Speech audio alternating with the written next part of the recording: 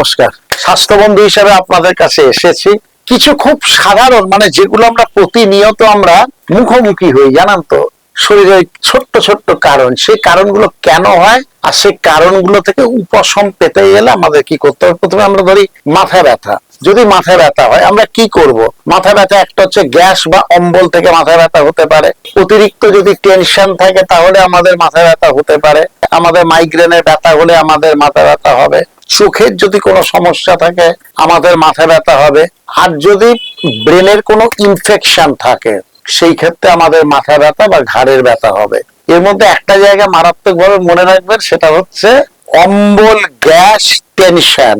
এই তিনটে থেকে কিন্তু বিরত থাকতে হবে মাথা ব্যথা থেকে নিজেকে বাঁচাতে।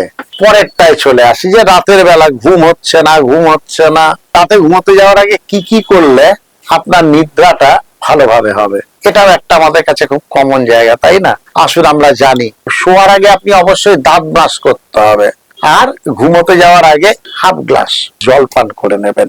পরের দিন কি কি করবেন তার একটা তালিকা আপনি লিখে রেখে দিন। না হলেই কি হয়, কালকে এই আছে, কাল মাঝে মাঝে কি ঘুমের মধ্যে না, কাল আমার ওই কাজটা আছে না, কাল আমার ওই কাজটা আছে না, কাল আমার ওই কাজটা আছে না, এইগুলো কিন্তু আপনার ঘুমের ব্যাঘাত ঘটায়। সুতরাং একটা তালিকা লিখে নিলেন যে বাবা আমি কিচ্ছু মাথায় রাখছি না, তালিকায় আমি সব লিখে রেখেছি, কাল আমি সকালবেলা বুঝে নেবো। এই যে কাল এই কাজ আছে ওই কাজ আছে, এটা কিন্তু ভীষণ ভাবে ঘুমে ব্যাঘাত ঘটায়। আর কি করবেন, বিছানায় যাওয়ার আগে পাটা টান টান করে স্ট্রেচিং করুন পাটাকে নিয়ে। এটা একটা পেশির ভালো কাজ করবে, আর এটা একটা ভালো ঘুম করতেও সাহায্য করবে। আর রাতের একটা নির্দিষ্ট খুব আরামদায়ক সুতির পোশাকটা পরবেন।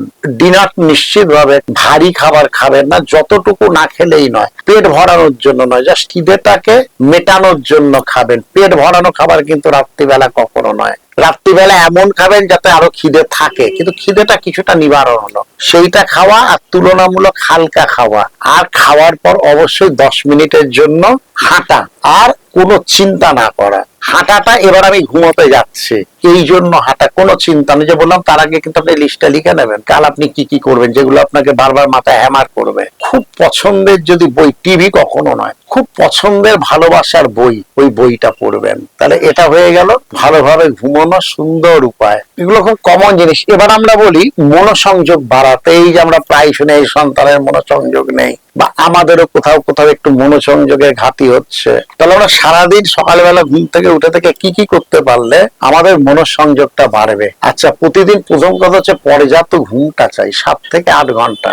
কিভাবে পর্যাপ্ত ঘুম হবে সেটা তো আলোচনা করে নিলাম। তারপরে সকালে ঘুম থেকে উঠে খালি পেটে একটু লেবু জলের মধ্যে দিয়ে একদম 1 গ্লাস জল ভালোভাবে খেয়ে নিন। এটা খেতেই হবে।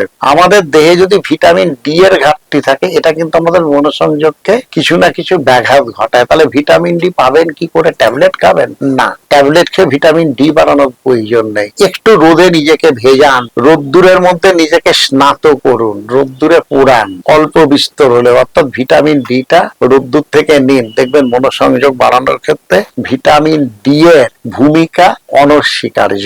এটা মাথায় রাখবেন। প্রতিদিনের কাজ একটা ডায়েরিতে লিখুন, ওই ডায়েরিটা পড়ুন। আচ্ছা, আমি এই কাজটার জন্য এই সময়টা দেবো, এই কাজটার জন্য এই সময়টা দেবো, এই কাজটার জন্য এই সময়টা দেবো। এটা কি করে? কিচ্ছু না, আপনার মনোসংযোগটা বাড়ায়।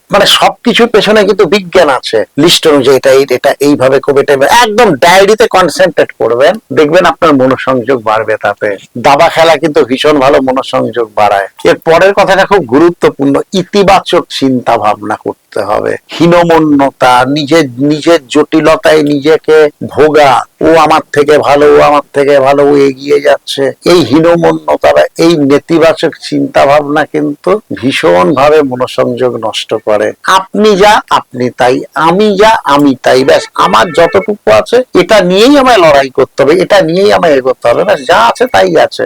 এই চিন্তা ভাবনাটা নিয়ে আমাদের এগোতে হবে। আমি আবার বললাম, হীনমন্যতা বা যে কোনো রকম নেতিবাচক চিন্তা ভাবনা আমাদের ভীষণ ভাবে মনোসংযোগটা নষ্ট করে। দেখুন, জীবন এমন একটা জায়গা, জীবনে উত্থান পতন দুটোই থাকবে। বুদ্ধদেবের সেই গল্প, একজন লোক বুদ্ধদেবের কাছে এসছেন, আমাকে জরা ব্যাধি এইগুলো থেকে মুক্তি করে দাও। তখন বুদ্ধদেব কি বলেছিলেন?